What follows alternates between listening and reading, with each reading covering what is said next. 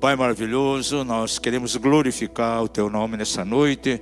Nós bendizemos a Ti, agradecendo pela força do Teu Espírito que nos revigora. A Tua palavra nos orienta lá em Efésios 6, que nós temos que nos fortalecer no Senhor e na força do Seu poder. E quando nós conhecemos, ó Pai, o caminho do santuário, é ali que as nossas forças são renovadas. Porque a Tua palavra declara lá no Salmo 84, que quando entramos no santuário, somos fortificados, renovados, e podemos andar assim de força em força. E que o Senhor venha realmente sempre nos fortalecer. Nessa noite, que o Senhor venha abençoar cada coração, através da palavra. As pessoas que estão sintonizadas em casa também sejam alcançadas em nome de Jesus. E que uma vez mais o nome do Senhor seja exaltado. Nós abençoamos aqueles que estão ausentes. Muitas pessoas têm viajado, Senhor, nesse final de semana. Aonde eles estiverem, que a boa mão do Senhor seja sobre eles, os amparando e os abençoando.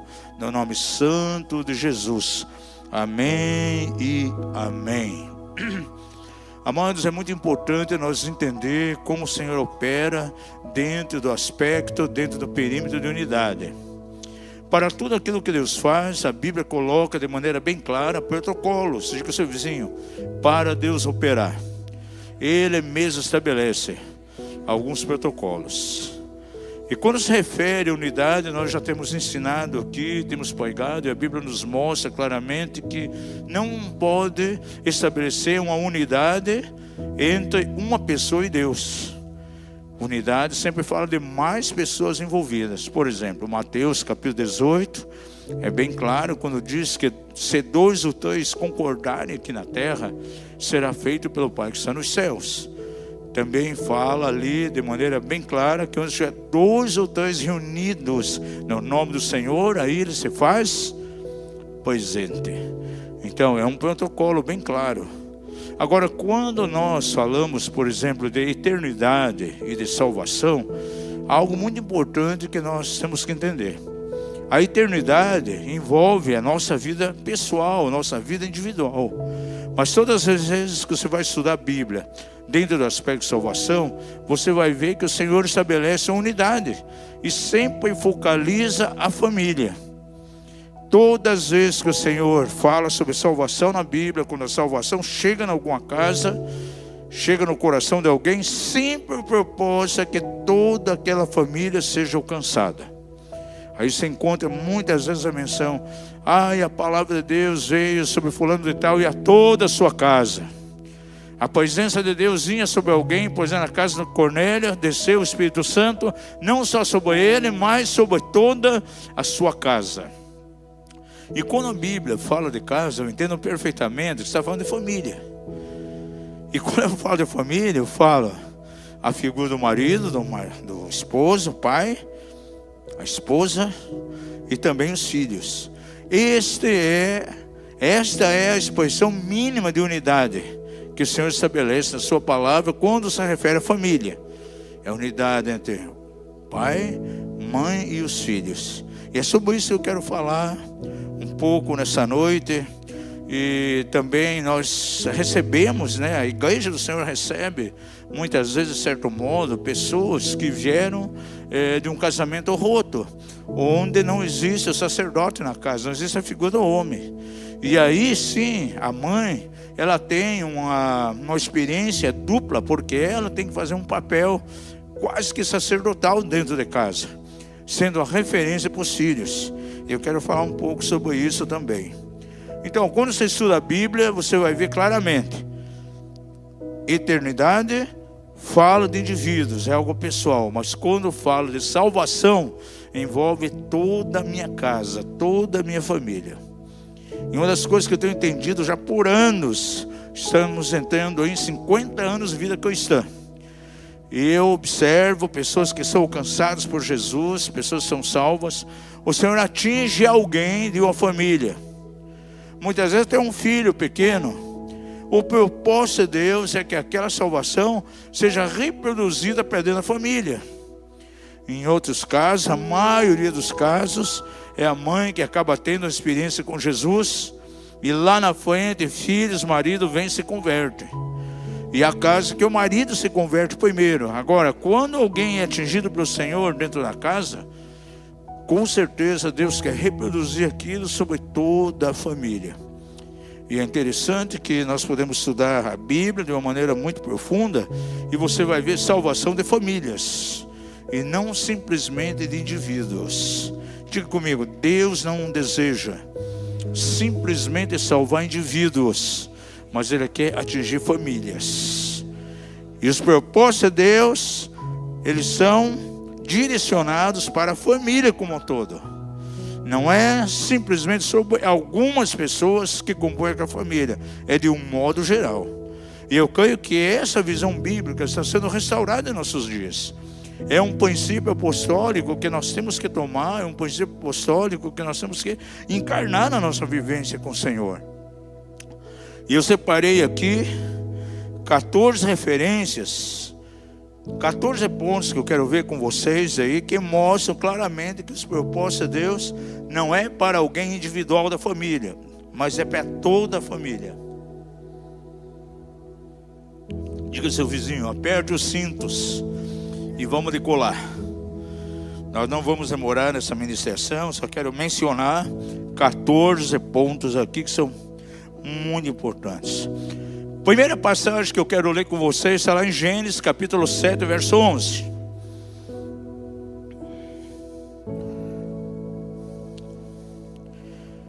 Fala com relação a Noé.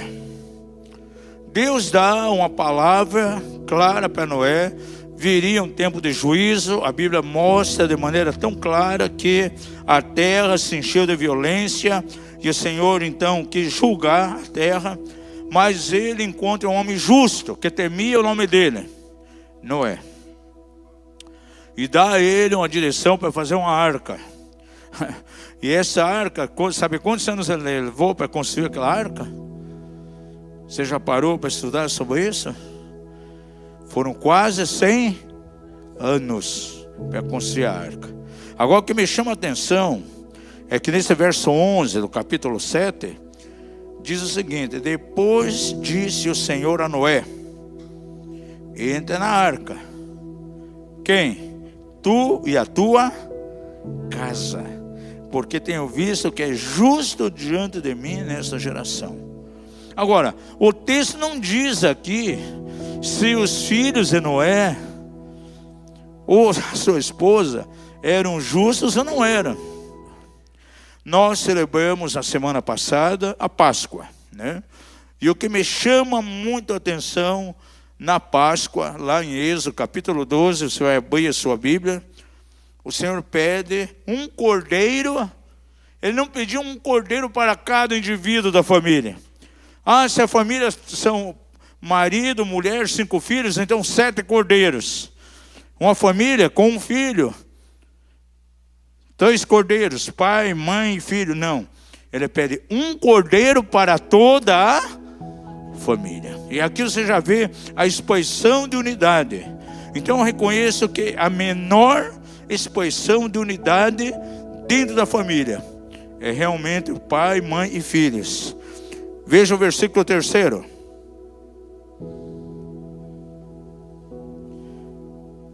Falai a toda a congregação de Israel, dizendo: ao 10º dia desse mês tomará cada um para si um cordeiro, segundo as casas dos pais, um cordeiro para cada família.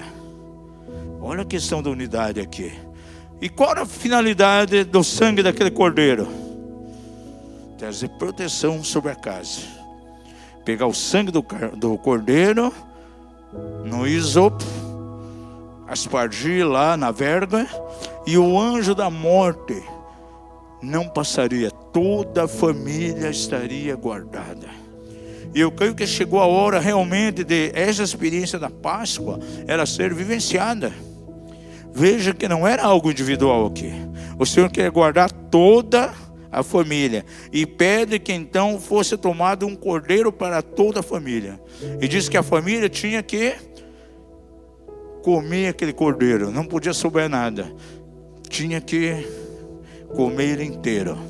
Isso fala de uma inteireza de coração em servir o Senhor. Diga ao seu vizinho, você tem que servir a Jesus por inteiro, sem reservas. Diga assim, na sua casa, a tua família, todos têm que servir a Jesus por inteiro, sem reservas.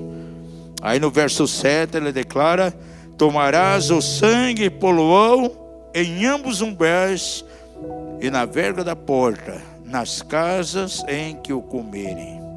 Veja que a salvação aqui dependia de se comer daquele cordeiro.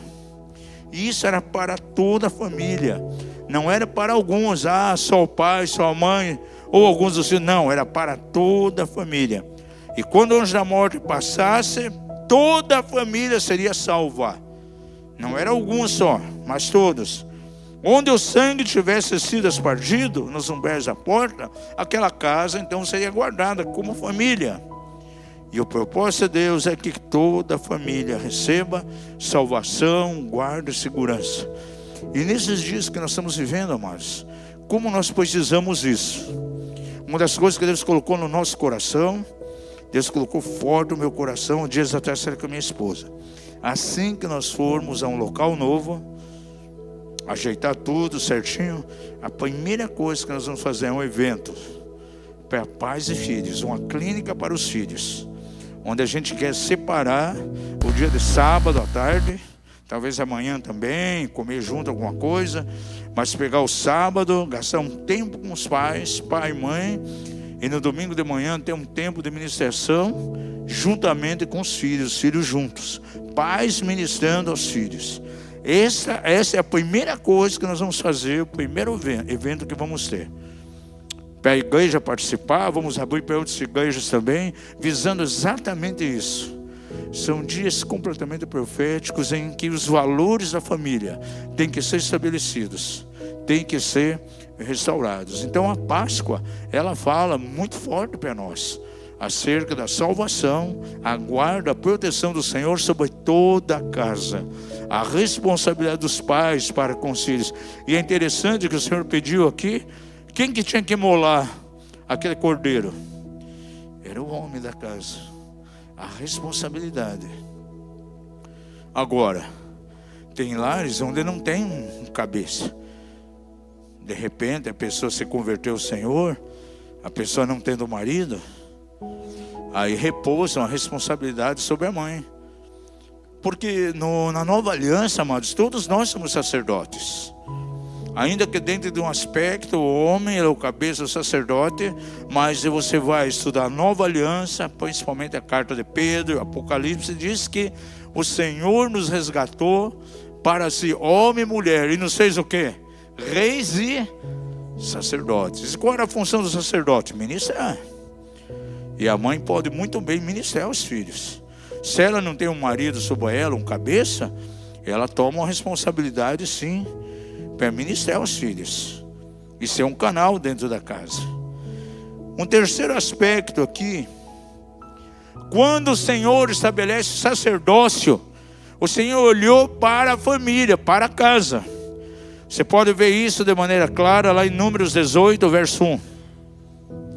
Todas as vezes que aparece a expressão casa, não fala simplesmente no lugar físico, mas fala exatamente de filhos, de família. Diz a palavra em Números 18:1. Depois disse o Senhor a Arão: tu e teus filhos, e a casa de teu pai contigo, levareis a iniquidade do santuário, e tu e teus filhos contigo levareis a iniquidade do vosso sacerdócio. Então o Senhor escolhe Arão para um propósito, para ministrar o sacerdócio. Só que essa incumbência não era somente para ele. Diz aqui: os seus filhos se colocarão diante de Deus e farão expiação pelo pecado do povo. Então o sacerdócio não era somente para Arão, era para toda a sua casa, para todos os seus filhos.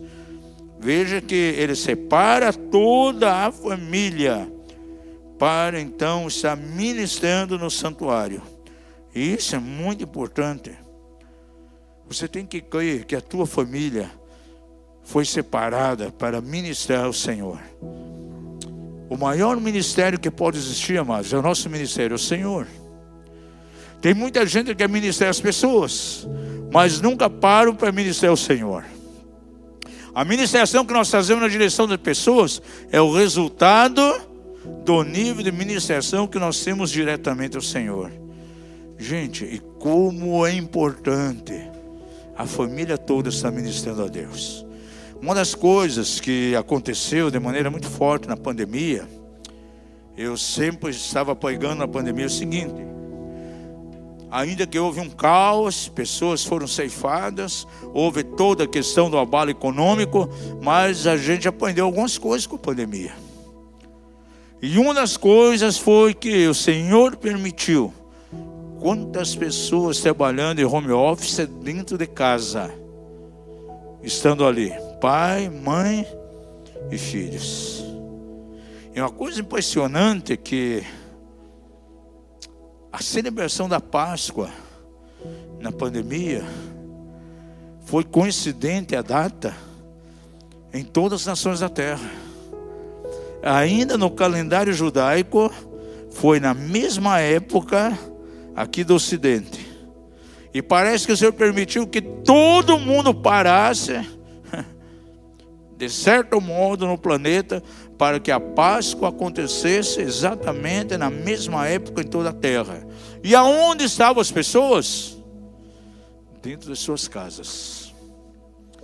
Gente, você não imagina, lá em Jerusalém, Israel, a muvuca que é durante o período de festas. Festa dos tabernáculos. Nós fomos durante a festa das trombetas, já colado com Rosh Hashanah. Meu Deus, o que vai de turista. E na Páscoa então. Mas quando deu o lockdown, nem Israel tinha pessoas caminhando pelas ruas. Sabe onde estavam? Dentro das suas casas. Marido, esposa e filhos. Eu aprendi uma lição muito tremenda. Parece que Deus fez com que naquela Páscoa o mundo parasse. Para onde? Dentro das casas. E literalmente eu vi uma Páscoa nos mesmos moldes de Êxodo 12 acontecendo. Isso foi algo tão tremendo, gente. Agora veja que a família de Arão foi separada para o sacerdócio. Mas não era propriamente um propósito só para ele. Os teus filhos irão após você também. E entrarão no lugar, não no lugar santíssimo, mas no lugar santo, eles iam entrar para ministrar. E tinham incumbência, sim, de ministrar. Diga ao seu vizinho: sacerdócio dentro da casa não é para indivíduos, é para toda a família. Quarta impressão, eu encontro isso aqui lá no livro de Josué, capítulo 2. Uma mulher traz salvação através de um fio escarlate, um fio vermelho, para sua casa, para seu pai e seus filhos. É bem provável, Raabe não tinha marido, era uma prostituta. Mas veja aqui o que diz o verso 19. A palavra do Senhor diz aqui para nós de maneira forte: qualquer que sair fora das portas da tua casa, o seu sangue cairá sobre a sua cabeça, e nós seremos inocentes. Mas qualquer que estiver contigo em casa, o seu sangue cairá sobre a nossa cabeça, se nele puser a mão. A palavra aqui daqueles espias foi bem certeira. E ela foi protegida, não somente ela, mas a sua casa. Aí quando você vai lá para o capítulo 6, verso 17, diz assim: a cidade, porém, contudo, quanto nela houver, será anátema ao Senhor. Somente a prostituta Raabe viverá, ela e quem mais? Todos os que com ela estiverem em casa. porquanto escondeu os mensageiros que foram enviados. Então, o sinal da salvação de Raabe aqui era que ele viu escarlata lá na janela. Todos os habitantes de Jericó foram mortos. E Raabe foi poupada e toda a sua casa, seu pai, seus irmãos, poupados. Agora, você não vê a figura de um homem aqui. Quando você estuda a vida de Timóteo, um homem que foi cheio de Deus, um evangelista poderoso nas mãos do Senhor, um ministério apostólico. Depois de Paulo, como discípulo de Paulo, ele herdou aquela unção, aquele manto de unção, e de maneira poderosa. Agora, de onde vinha Timóteo?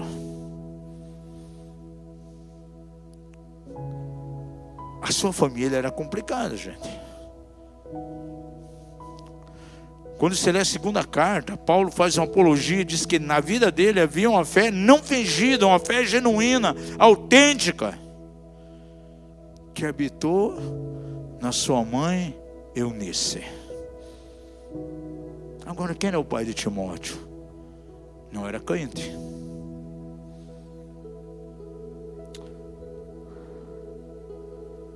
Essa mulher, Eunice, uma judia cristã, que reconheceu o Messias, e o seu marido, grego, mergulhado aonde? Em toda a cultura grega. E a cultura grega estava em choque tremendamente com os ensinos de Jesus naqueles dias. Agora, imagine como era o ambiente dentro da casa.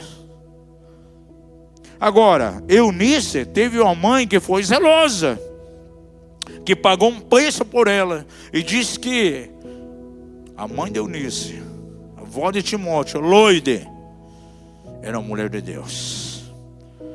Orava a Deus, tinha testemunho, e ela garantiu um legado, uma herança tão poderoso, tão extraordinária, sobre a vida de Timóteo, gente. Agora, você não vê a figura ali de um homem. Tem mulheres que o marido não serve a Deus, e eu disse, puxa, como é difícil eu atender meus filhos aqui. O meu marido, na verdade, é um mala sem alça, não quer saber nada de Deus. Mas dentro de uma família, basta alguém, basta uma mãe ser zelosa e piedosa diante de Deus, ter um testemunho de fé, e interceder, guerrear pelos filhos, ela vai entrar na mesma dimensão espiritual de fé que tinha a avó e a mãe de Timóteo, e garantiu a ele um ministério, um legado tremendo de fé. Agora, a Bíblia não diz que o pai se converteu. Talvez ele morreu mergulhado na cultura grega. Esse princípio que nós encontramos aqui em Josué, na vida de Raabe, ela tem muito valor. Então comece a ver os seus filhos. Você é o canal de salvação sobre eles. Ah, meu marido não ora com os filhos, tal. Você, mãe, comece a orar você. E a responsabilidade sobre o seu esposo, que não cumpre o sacerdócio, isso aí é com o ministério pastoral da casa, que vai trabalhar com ele, vai demonstrar, vai exortar de maneira tremenda. O Senhor, Ele é pai de órfãos e Ele é juiz de viúvas. Se uma esposa não tem marido, ela tem o Senhor. Eu nunca esqueço quando, há muitos anos atrás, nós trouxemos aqui o Rony Chaves, lá da Costa Rica, para ministrar. Fizemos uma conferência muito grande na cidade. Fizemos uma parceria lá com a Comunhão Aba e fizemos aquele evento lá. Muita gente. E nós conhecemos aqui na cidade, agora não mora mais aqui, mas a gente acompanhou a vida de uma moça. Ela se envolveu, antes de conhecer o Senhor, se envolveu fortemente com aquela seita dos meninos de Deus. E lá nessa seita aí dos meninos de Deus, eles pregavam sobre amor livre, esse tipo de coisa, dizendo que tinha que ter filhos, né? Pegavam um texto lá de Gálatas, torciam, dizendo que as crianças tinham que ter muitos pais, então iam tendo filhos assim, em série. E quando você vê lá nos meninos de Deus, ela engravidou por 2 vezes, 2 filhas. Só que depois se converteu a Jesus e foi com esses filhos. E ela não tinha marido, e foi uma batalha muito grande para ela criar os filhos. Alguns irmãos ajudavam no material escolar. E essa moça amava o Senhor. E muita dificuldade econômica. E eu lembro que quando nós fizemos a conferência, foi coberta uma taxa. E no dia que aconteceu, uma das noites de reunião, ela ficou lá na porta olhando, querendo entrar. Mas tinha que comprar uma pulseira para entrar. Aí um dos irmãos que era lá, na época era líder lá também, chegou para ela e disse assim: por que você não entra? Por que você está na porta aqui? Não entrou na conferência. Disse: não, eu não tenho dinheiro para comprar pulseira. Disse: não é por isso. Pegou, deu uma pulseira para ela: ó, entra e vai assistir. Ela sentou. Dali poucos momentos, veio unção profética sobre o apóstolo Rony Chaves. Ele para de pregar e começa a profetizar. E uma das primeiras pessoas que ele chamou lá na frente foi aquela moça. E veio uma palavra clara e disse para ela: o Senhor é o teu marido. O Senhor conhece tudo que você passou, pelos caminhos que você andou, e Ele é o teu marido. Essa mulher, ela desmontou de chorar. Porque, amados, a Bíblia é bem clara. Há muitas pessoas na igreja hoje sofridas. Agora o Senhor se levanta sempre como um redentor. O Senhor é um remidor. Ele pode fazer nova todas as coisas. Eu gosto muito daquela palavra de Lamentações que diz que o Senhor, Ele é pai de órfãos, é juiz de viúvas. E eu entendo que aquelas mulheres que não têm esposo, o Senhor se levanta como marido dela. Porque está escrito lá em Isaías 54, de maneira bem clara, onde o Senhor fala exatamente isso. Há um princípio aqui muito tremendo, aqui em Josué. Um outro aspecto interessante, quinto aspecto, abre lá em 2 Samuel 6,11. Diz que a arca da aliança, antes de ser levada para Jerusalém, um homem pegou a arca, um homem que nem judeu era. Ele era um getita, de uma terra de filisteus. Ele levou a arca lá para dentro da sua casa, por 90 dias. E diz então que, naqueles 3 meses, o Senhor abençoou a Obed-edom e a toda a sua casa. Quem foram abençoados? Esposa e filhos, toda a casa. Se você levanta a arca da adoração na tua casa, toda a família vai ser adorada. Alguns irmãos aqui estão postando: foi estabelecido quinta-feira o tempo de oração e adoração em família. E alguns irmãos estão levando a risca aqui. Aí botam lá uma foto, adorando em casa, ao redor da palavra. Gente, isso é algo tão extraordinário. Nós estamos no ano profético aqui. É o ano da restauração do tabernáculo de Davi. E uma das coisas que se refere ao tabernáculo de Davi é a adoração.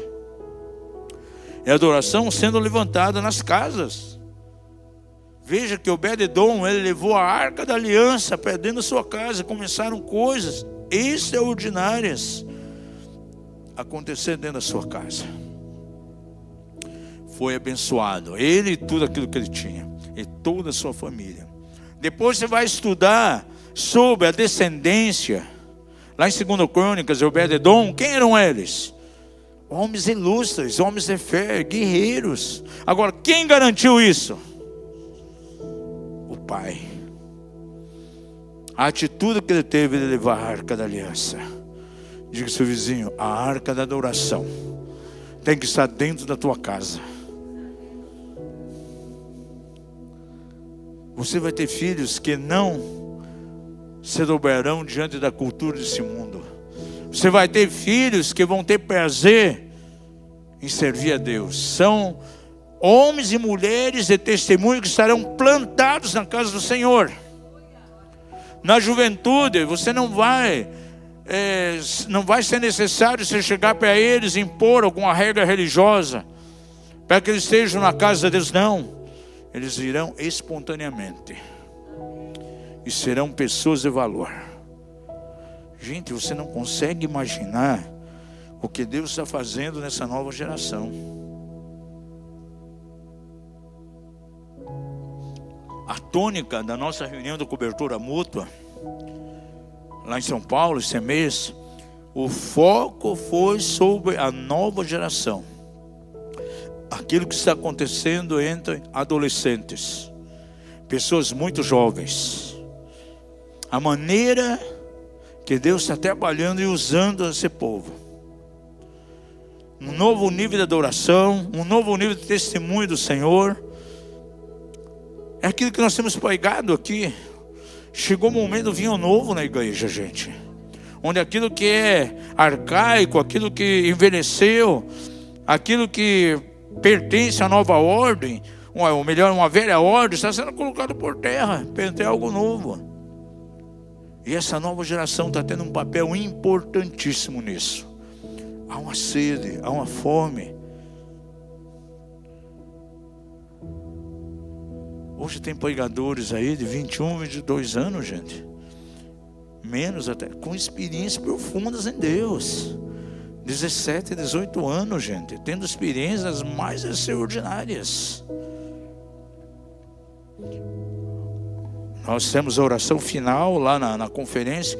E o meu foco foi o seguinte: a sinergia, a conexão que está havendo entre as duas gerações. Entre a geração dos velhos e dos novos. A Bíblia diz lá de maneira bem clara em Joel que os velhos seriam sonhos e os jovens seriam visões. Agora, tem muitos velhos, a velha geração tiveram sonhos e não conseguiram ver o cumprimento daquilo. Sempre viram pela fé, talvez nem alcançaram. Mas a descendência se alcançando vai mais longe. E a descendência tem uma visão. Aquilo que os velhos sonharam e não conseguiram concretizar, isso tem vindo em forma de visão na nova geração. E eles irão avante, gente. E essa nova geração, ela tem um papel importante. Quando você estuda Atos 5, nos dias de Ananias e Safira, a morte entrou para dentro da igreja, gente. E sabe quem removeu a morte? Quando Ananias e Safira foram julgados e foram fulminados, quem tirou os corpos lá de dentro? Diz o texto em Atos que os jovens removeram aqueles corpos. E eu creio que a nova geração ela vai liquidar com a morte que tem entrado dentro da igreja, gente. É uma geração nova. E então é muito importante isso aqui. Os filhos de Obed-edom entraram com uma nova geração, gente. Porque quando você estuda aqui a história do Obed-edom, você fica impressionado. Porque ele e os seus filhos se tornaram porteiros na casa de Deus. Quem eram os porteiros? Pergunta seu vizinho, você sabe quem eram os porteiros? Talvez alguém pensar, eles eram aqueles diáconos que ficam lá na entrada da igreja, chegam os irmãos, dão um sorriso lindo para ele, seja bem-vindo, seja abençoado nessa noite. Não, os porteiros serviam como portas, e eles faziam o quê? A presença de Deus dentro da casa. Diz a palavra que eles tomavam as suas harpas, começavam a tocar, os céus se abriam e a glória de Deus vinha. E sabe quem? Somente quem podia fazer isso? Só os descendentes de Levi. Só a tribo de Levi que podia fazer isso. Só levitas. Agora, Obed-edom não era judeu nem levita. Ele era filisteu. E os seus filhos filisteu. Mas ele descobriu um segredo. eu levo a arca da aliança. Serei abençoado eu e os meus filhos, a minha casa. E trarei um ponto final naquilo que chegou até nós hoje, como herança maldita dos filisteus. E eu garanto sobre a minha vida, sobre a minha descendência, um novo tempo. E vem a bênção do Senhor sobre eles. E tudo aquilo que eles empreenderam foram abençoados. Diga ao seu vizinho, você é o responsável. Os pais são responsáveis. A bênção sobre a casa não é sobre algum, não é só o Obed-edom que foi abençoado. Todos, diga isso, todos. Veja lá Deuteronômio, capítulo 12, 7. Eu não posso ver um lar de cristão onde o pai e a mãe são pessoas alegres e os filhos deprimidos. Ou filhos alegres e os pais deprimidos. Marido festivo, alegre, esposa deprimida. Esposa radiante no Senhor, manifestando, reluzindo a glória de Deus. Marido deprimido. Não. O texto diz o seguinte aqui, de maneira bem clara. A alegria tem que estar em toda a casa, toda a família. Veja o verso 7. E ali comereis perante o Senhor vosso Deus, e vos alegrareis. Quem? Vós e as vossas casas, a sua família. Em tudo em que puserdes a vossa mão, no que o Senhor vosso Deus vos tiver abençoado. Alegria geral. Veja também lá 14, 26 de Deuteronômio.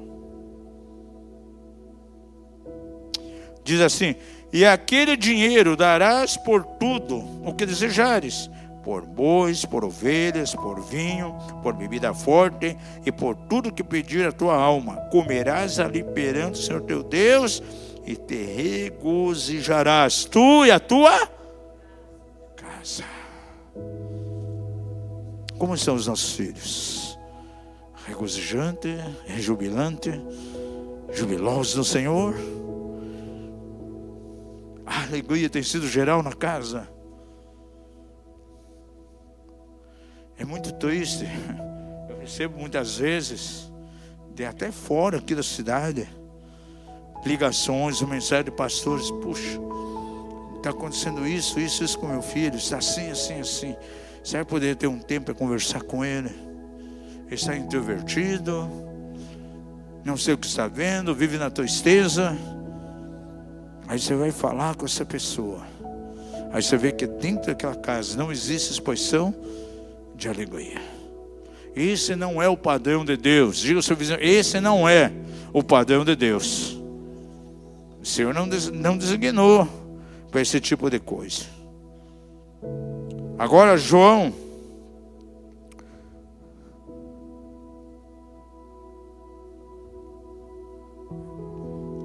capítulo 4, 53. Quando a salvação entrou na casa de um oficial do rei, uma autoridade, veja aqui, foi algo tão tremendo.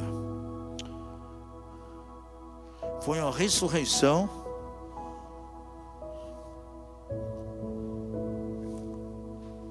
De um filho daquele oficial. Veja o verso 53 assim: reconheceu, pois, o pai ser aquela hora, mesmo que Jesus dissera: o teu filho vive, e creio ele toda a sua casa. Quando o Senhor operava um milagre, não era simplesmente para aquela pessoa que recebeu o milagre ficar maravilhada, ter um relacionamento com Jesus. Não, era para toda a sua casa. E você vê aqui que aquele filho do oficial recebeu o milagre de Deus. Isso é salvação para toda a casa. Você lembra disso aqui? Lá em Lucas 19. É o oitavo aspecto que eu quero abordar com você. Abre lá em Lucas 19, verso 9.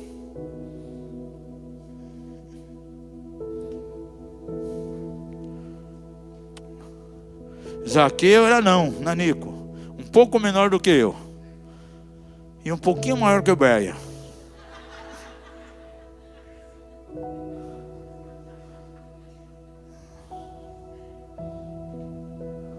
Para nós baixinho é melhor, né, Beia? Para entrar pelos portões é mais fácil. Vamos entrar com maior facilidade. Apertado é o caminho, os mais magros têm facilidade. Mas veja só, Zaqueu, esse nanico, ele queria ver Jesus. Sobe na árvore. Ele defraudou, ele roubou, adoidado, gente. E agora se propõe realmente a restituir. E ele queria ver Jesus de maneira maravilhosa. Aí o Senhor olha para ele e diz assim: pode descer, Zaqueu, me convém pousar hoje na tua casa. Porque, veja lá o verso 9: hoje veio salvação a esta casa, porquanto esse também é filho de Abraão. Ele não disse: hoje veio salvação sobre ti, Zaqueu. Veio salvação sobre a casa. Os olhos de Jesus, amados, são olhos redentivos. Ele veio para redimir famílias. Diga ao seu vizinho: Jesus veio para trazer redenção nas famílias. E nesse ano tão profético da restauração do tabernáculo de Davi, que você possa enxergar a tua família. Porque me chama a atenção quando Amós fala da restauração do tabernáculo de Davi, tinha um propósito. Diz que para que os restantes de Edom viessem servir e buscar o Senhor. E Edom, sabe o que significa na Bíblia? Aqueles que estão no mundo ainda, que não conhecem a Deus, para que eles possam vir e buscar Deus. Então esse ano, como restauração do tabernáculo de Davi, é um ano de restauração, para que o resto da tua família, aqueles que estão em Edom, venham e busquem a Deus. Levanta as suas mãos e diga: esse ano é um ano de salvação sobre a minha casa. Então com Zaqueu o Senhor declara: hoje chegou salvação de Deus em tua casa. Não era salvação para um indivíduo, era salvação para uma família. Diga glória a Deus. Num aspecto, aquilo que acontece na casa de Cornélio, gente. Essa palavra de Atos 10 aqui deu origem aqui à igreja. Abre lá em Atos 10, verso 1 e 2. Um homem em Cesareia, por nome Cornélio, centurião da corte, chamado Italiana, piedoso e temente a Deus com toda a sua casa. Piedoso a Deus, ele com toda a sua casa. E que fazia muitas esmolas ao povo. Ele continuamente orava a Deus. Veja, ele já tinha uma visão bem clara do propósito de Deus na sua família. Por isso o texto diz que de contínuo ele orava a Deus, era piedoso e temente a Deus, não somente ele, mas toda a sua casa. Aí quando você chega aqui no capítulo 11, verso 14, Pedro de repente fala o que aconteceu lá dentro da casa de Cornélio. Diz assim, ó: o qual te dirá palavras pelas quais serás salvo tu e toda a tua casa. Quando o Senhor chama Pedro para entrar na casa de Cornélio, diz: ó, você vai falar palavras a ele, e Cornélio vai ser salvo, a ele e toda a sua casa. Salvação na família. Eis a pergunta: Jesus quer salvar indivíduos ou famílias? Famílias. Esse é o propósito dele. Esse é o padrão de Deus nas Escrituras, gente. É o paradigma de Deus. É salvação nas nossas casas.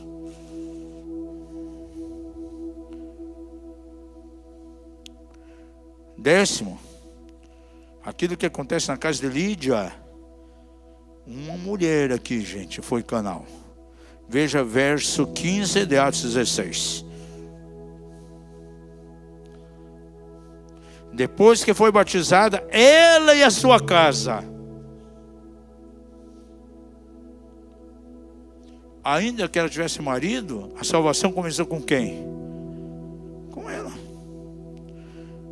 Depois que foi batizado, ela e sua casa, rogou-nos dizendo: se haveis julgado que eu sou fiel ao Senhor, entrai na minha casa e ficai ali. E nos constrangeu a isso. Os apóstolos pegaram dentro da casa de Lídia, ela foi salva, e toda a sua casa, todos os seus filhos. E quem sabe até o esposo foi. O texto não diz aqui. Você lembram lá em Filipos? O carcereiro de Filipos? Paulo e Silas travaram a maior guerra contra o espírito de Piton. Para implantar uma igreja, pagaram um preço muito grande.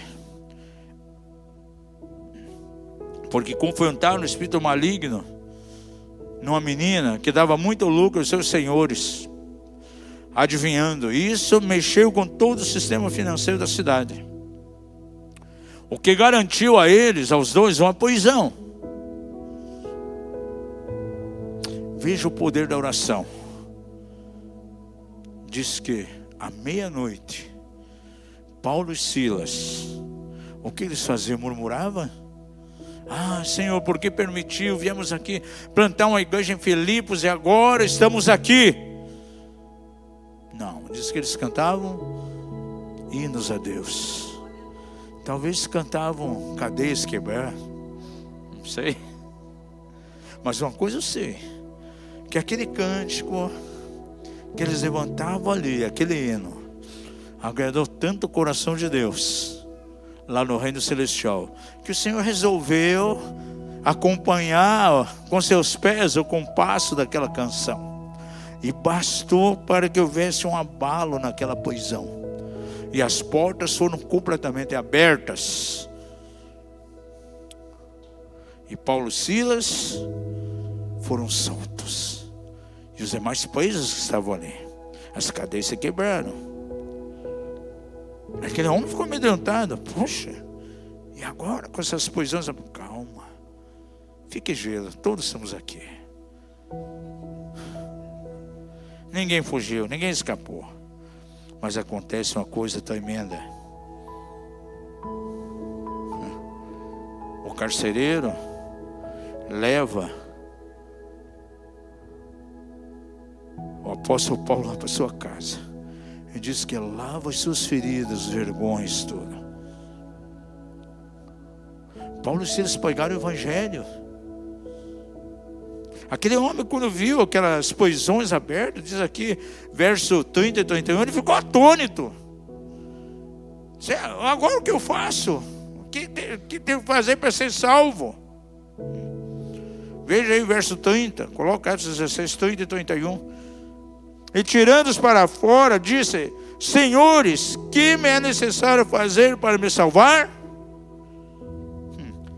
E o apóstolo Paulo, Silas, já tinha a visão da redenção, conhecia o propósito de Deus, que é família, não indivíduos. O que eles responderam?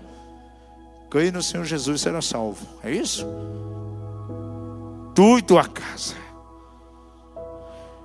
É assim que os apóstolos viam, gente. A visão apostólica da igreja é salvação para dentro das casas, dentro das famílias, não indivíduos.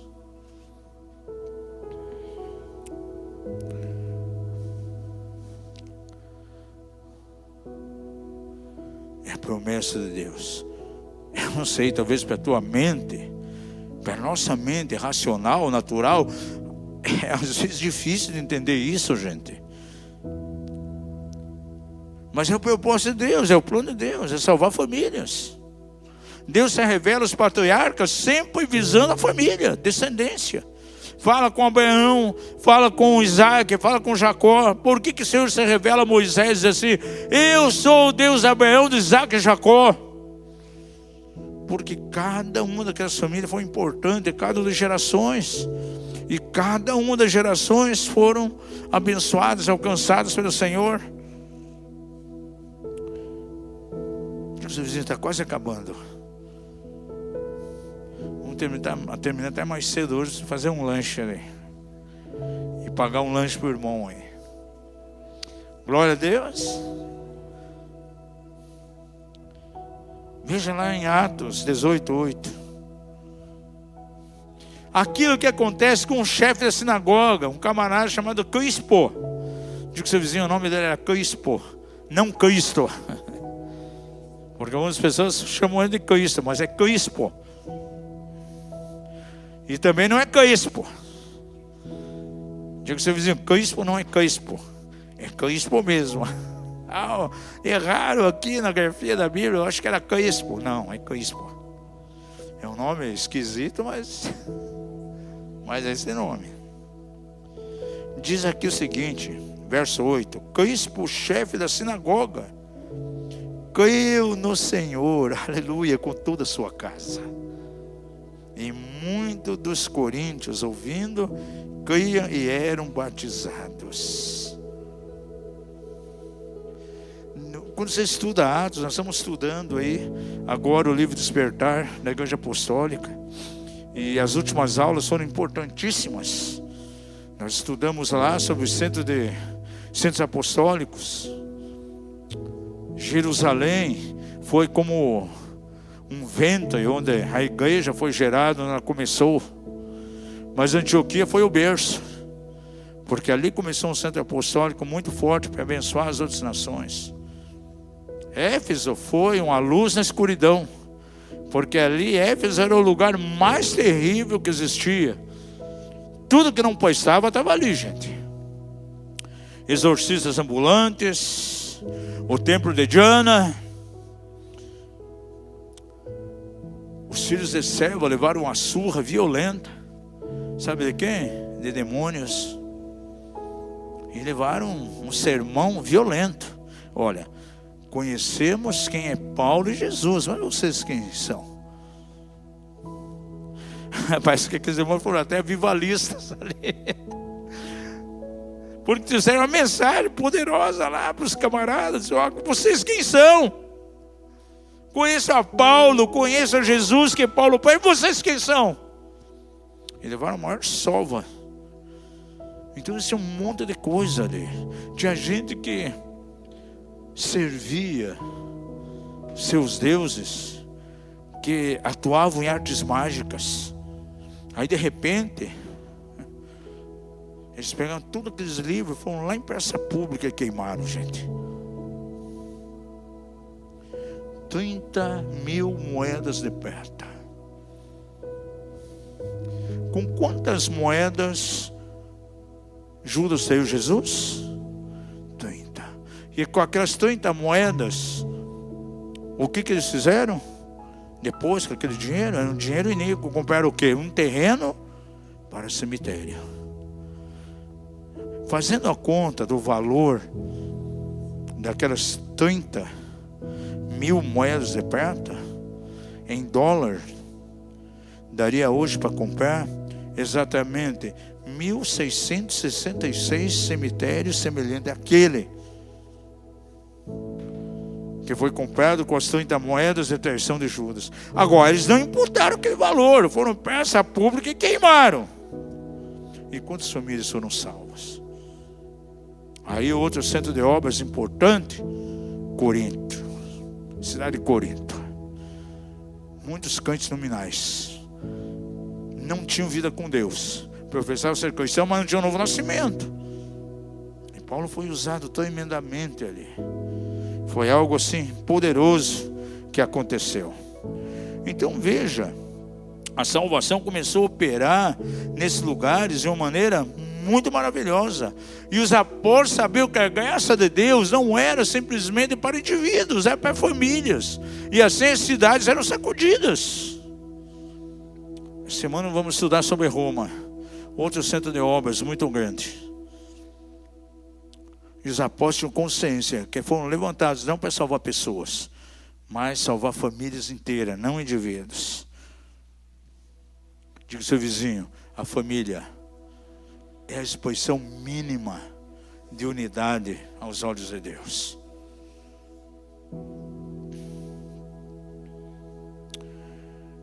Atos 2:39, quando o Pentecostes veio, nós estamos marchando aí depois da Páscoa, então vem o tempo conhecido como Contajomer, onde o povo vai se preparando, o povo de Israel se preparava para o dia de Pentecostes. 50 dias depois da festa da Páscoa, vem a festa de Pentecostes. Poder de Deus, unção do Espírito. Agora, aos olhos de Deus, a unção de Deus, o poder do Espírito, é para alguns da família?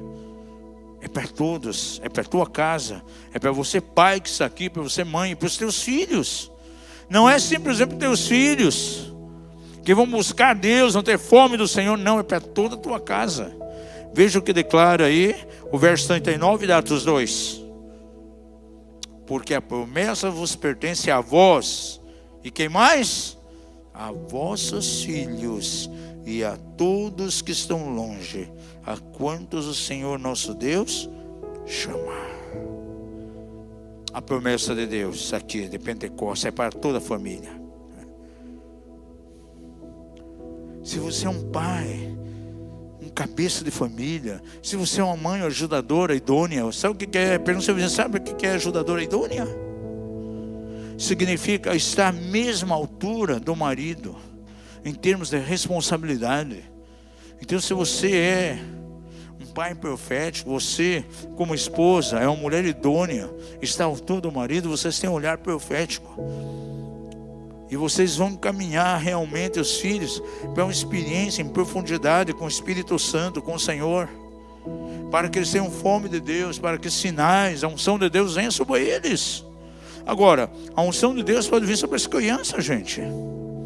João Batista foi cheio do Espírito Santo. Quando? No ventre da própria mãe. Sansão já foi cheio do Espírito quando? No ventre materno. Um pai profético, uma mãe profética determina-se a unção dos seus filhos ainda lá no ventre. Serão crianças cheias do Espírito Santo. Gente, não importa a idade. Deus pode usar uma criança de 4 anos, 5 anos, 6 anos. E ela pode ter experiência, percepções espirituais tão extraordinárias, tal qual os adultos. E eu vejo que uma criança tem muita sensibilidade pelo Espírito Santo. Por isso, nessa clínica, nós queremos ter tempo de ativação sobre as crianças, para que tenham experiência com Deus, para que possam mover de maneira completamente profética, gente. Deus já está despertando crianças aqui na igreja para pregar o Evangelho, né? Quantos anos tem seu filho lá? Pregador, né? 11 anos, pregou para a família agora na Páscoa. Os parentes que não conhecem a Deus, inquirindo, né? Vai ler a Bíblia. Não lê a Bíblia, o inimigo está aí. É isso aí.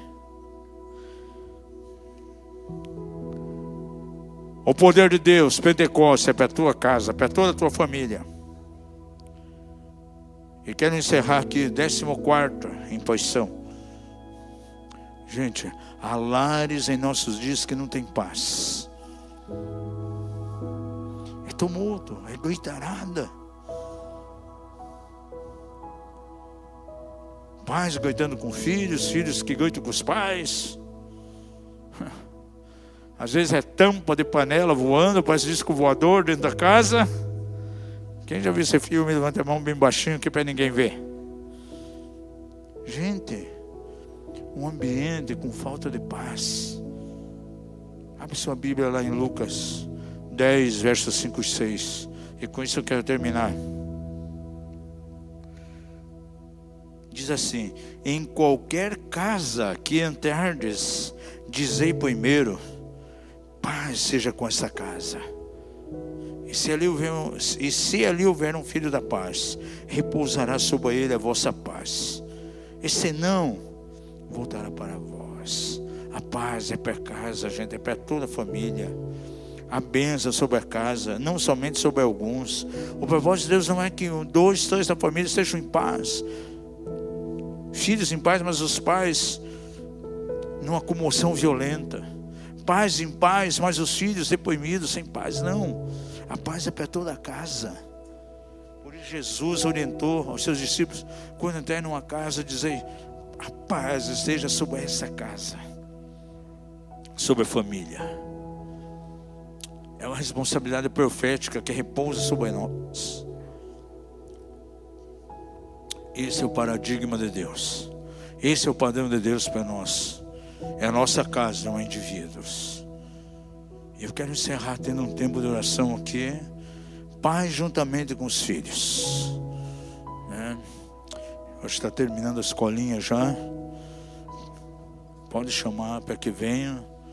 E queremos ter um tempo de oração, os pais aqui abençoando os filhos, independente da idade.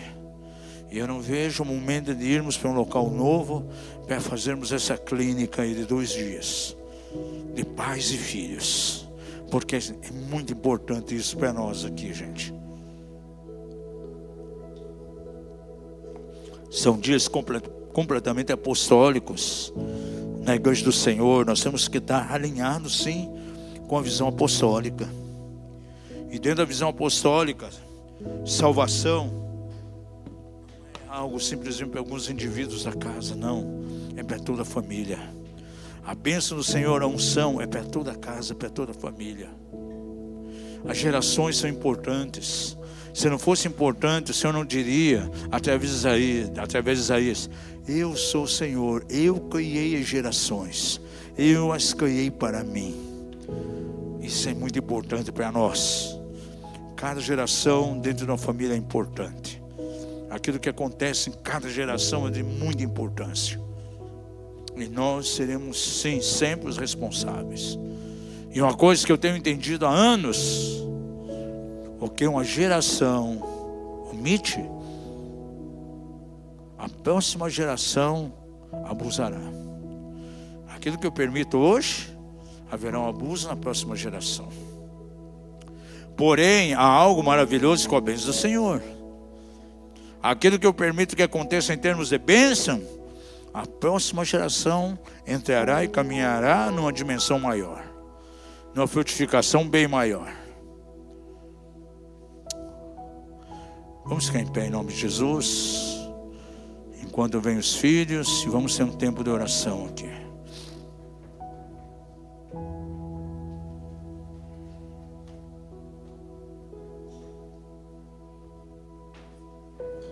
Santo é o nome de Jesus. Pode levantar um louvor aqui enquanto eles vão chegando, depois vamos orar.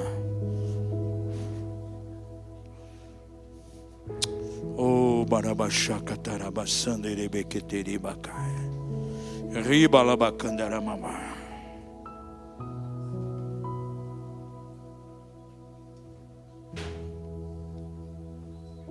Santo é o Cordeiro, aleluia. Pai, mãe, pode sair do seu lugar, vir à frente aqui com o filho, a filha. Os pais podem ungir, né? Passa o óleo aí também, pai.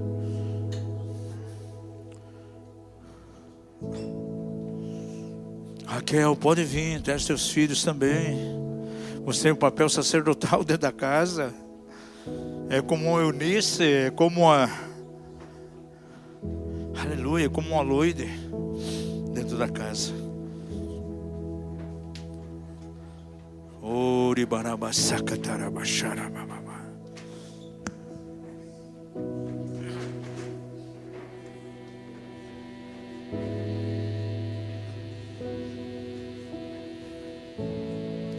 Os bebês que estão no ventre aí, o pai vai impor as mãos sobre o ventre da mãe aí também.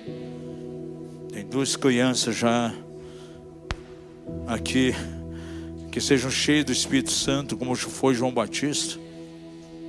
O esposo pode colocar a mão e já abençoando essas crianças também. Aleluia. Vamos levantar as mãos e adorar o Senhor. Ora baixaca tarabassanda erebequeri babá. Aleluia. Teu nome é o mais alto, teu nome é o maior, teu nome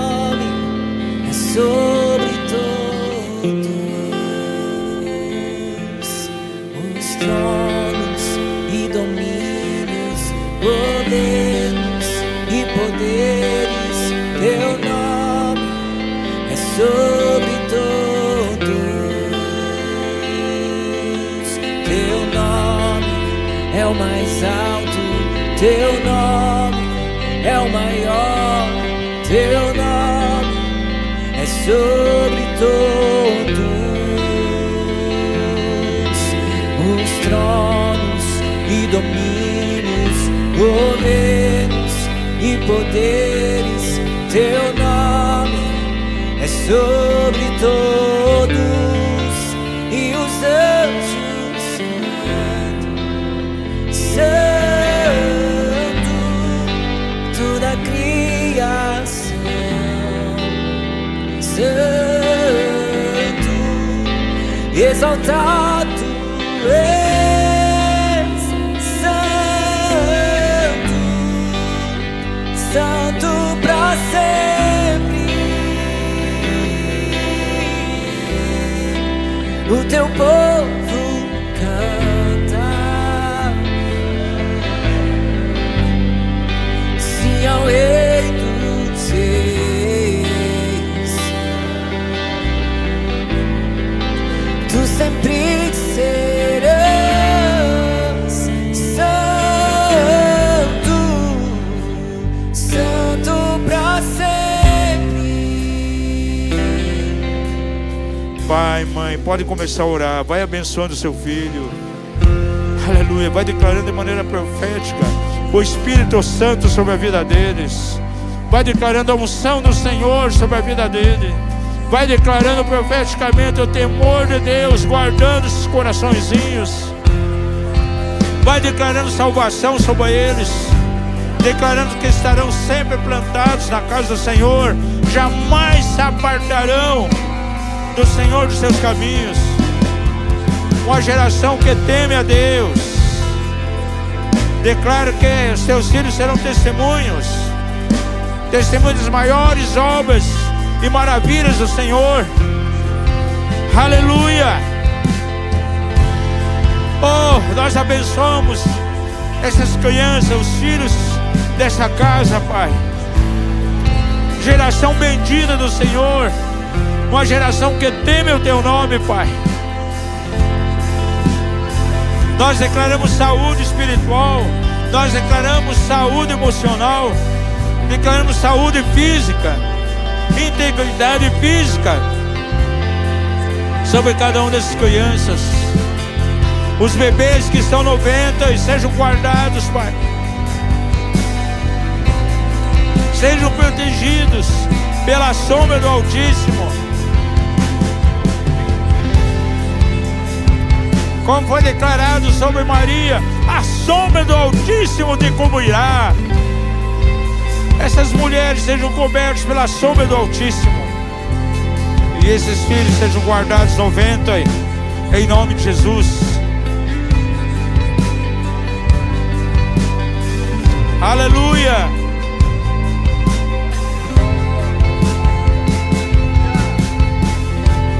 Ora barabassanda arabacatarababá. Declare sobre o teu filho o óleo do Espírito. O poder pentecostal, o poder de Pentecostes é sobre ele. O valor da Páscoa, da salvação, o sangue do Cordeiro é sobre a vida deles.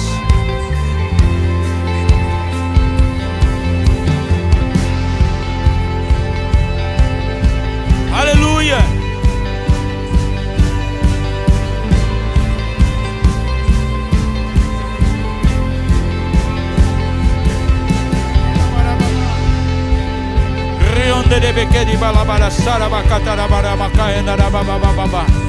Sim, Senhor, sim, sim. Aleluia.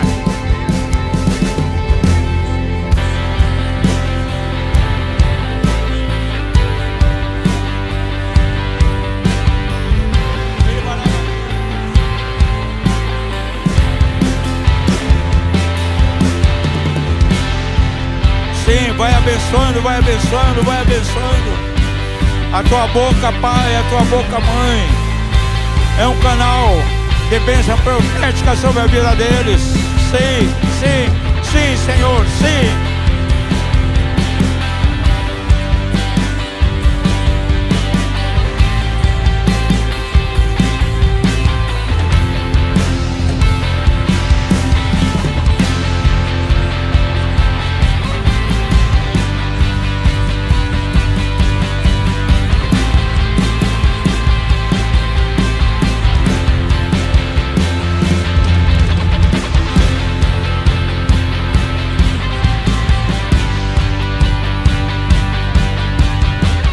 Aqueles que estão em casa também assistindo, que o teu filho se achegue a ti, e você, pai, mãe, abençoe eles. Possa declarar algo profético, lance uma semente profética sobre a vida dele. As palavras são criativas, as palavras têm poder. As palavras se tornam carne, como diz lá em João capítulo 1. E o verbo, a palavra se fez carne e habitou entre nós. Aquilo que nós declaramos, aquilo que nós falamos se torna em carne. Aleluia.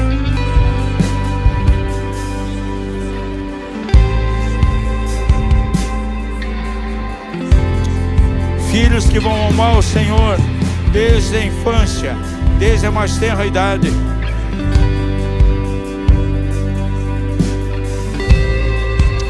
Aleluia.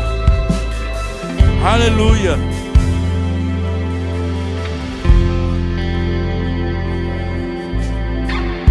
Aleluia. Vamos terminar esse tempo adorando mais um pouquinho aí, uns 2 minutos. E os pais adorando juntamente com os filhos.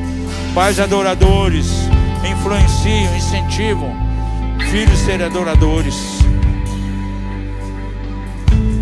Pais que carregam a arca, faz com que os filhos carreguem a arca também. Pais que têm fome pela presença de Deus, têm um coração faminto pela presença de Deus, terão filhos que terão também um coração faminto pela presença de Deus. Pais enamorados pelo Senhor terão filhos enamorados por Ele também. É o maior, teu nome é sobre todos os tronos e domínios, governos e poderes. Teu nome é sobre todos. Teu nome é o mais alto. Teu nome é o maior. Teu nome é sobre todos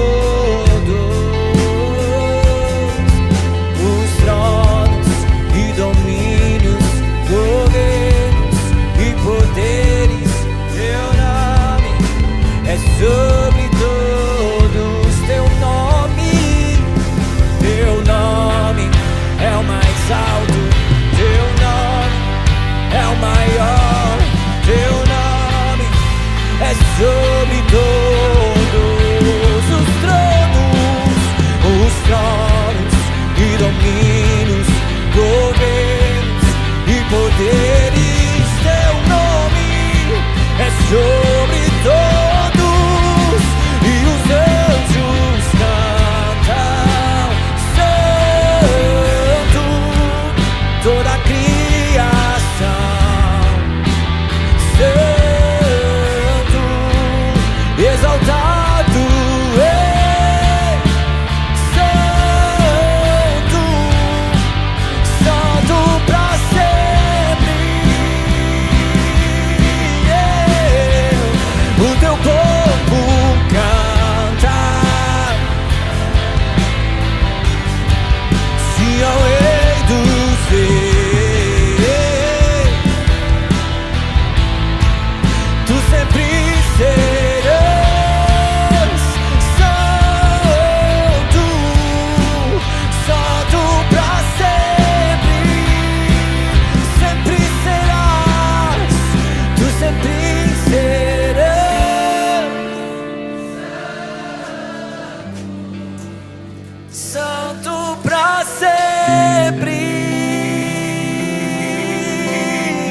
Aleluia. Que o Senhor abençoe a tua semana de maneira muito poderosa, de uma maneira muito extraordinária. Aqueles que acompanharam em casa também, que a bênção do Senhor se manifeste na tua vida durante a semana de uma maneira sobrenatural. Que o nome de Jesus seja exaltado. Amém.